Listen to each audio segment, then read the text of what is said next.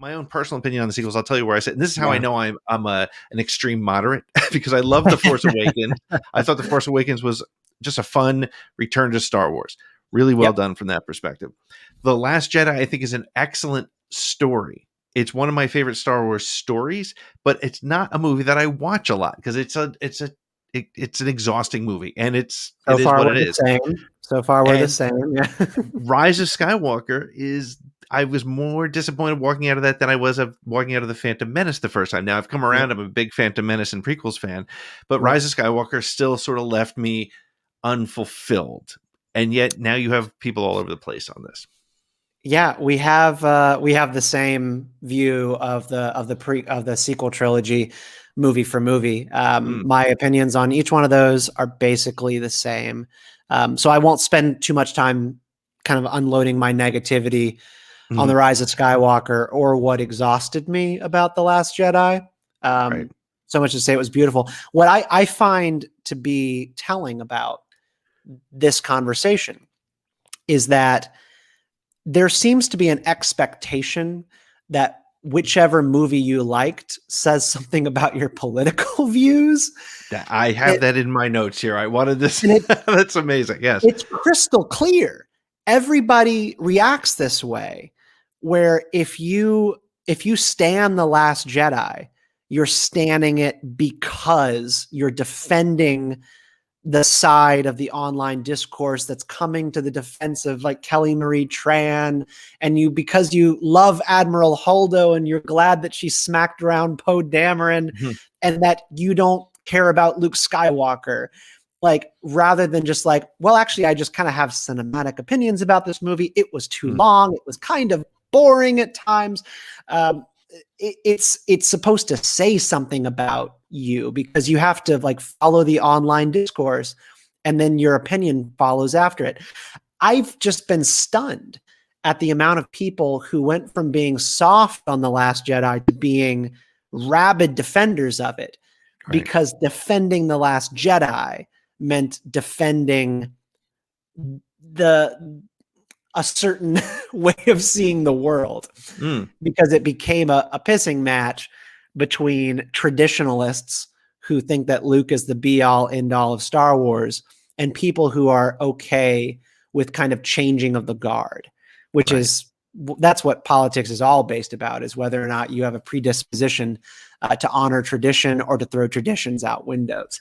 Which is why I think the Luke Skywalker, the not my Luke Skywalker perspective, became a political story, right? Or a political 100%, because it was right. That was my guy. What does he do? And at to me, and that's why I love it as a story. It's a great evolution of a story. I understand people who wanted to see Luke out there with the green lightsaber slashing down stormtroopers and just running through the First Order. I get so did Rey. She wanted to see that too, but she didn't get it. Exactly. Well, I mean, I always say the irony of people who have that concern about the Last Jedi is that they're missing the point that that's actually what that's about. That movie is about you who didn't get what you expected your hero to be. And again, cool movie concept, hard for some people to, it's a great story. It's a different way to tell a Star Wars story. It's part of why I'm a libertarian. I'm not predisposed to treat things as sacred. I have a certain set of things that I believe very strongly in, but I don't believe in making things out on this world sacrosanct. And I'm okay with disrupting of traditions. And that's kind of why I am the way I am politically. And there's this thing that goes on with Luke, and you pointed out, like, not my Luke Skywalker. Yeah, I know it's not your Luke Skywalker. Your Luke Skywalker is the same Luke Skywalker as the little broom boy. The little broom boy is playing with an action figure of his hero. I have the same action figures here in my house, and they mean something to me.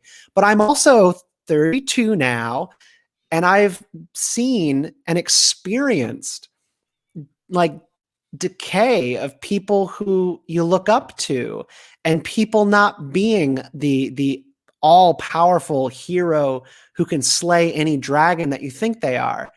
And that's not to say that Luke wasn't that. he ends up getting back on his feet. He has a moment of identity crisis, several years of identity crisis. I think it's like wrong to rob a character of a reality check. Like Luke being down and out for a period of his life. What kind of person doesn't go down and out at some point? What matters is whether or not you get up. And he got up and he gave his life for the other leading characters, for the Resistance, to stop evil and to slow down Kylo Ren.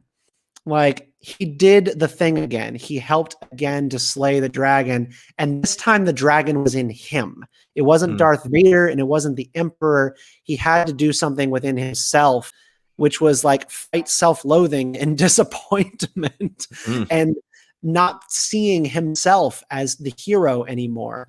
That's real. And I know people don't like want Star Wars to be all real life, but that's why you loved it in the first place. Because Darth Vader could be anything that you were afraid of. It could be any boogeyman that you had. It could be the bully at school, or it could have been your dad. Or George Lucas, Darth Vader was like his dad. Star Wars is always connected to things in our lives that are real. And I just don't get I don't get why like the Last Jedi thing and Luke Skywalker being down and out and then getting back on his feet offends people. But I think it's like part of a mishmash of things. It's that plus other things that are going on in the movie.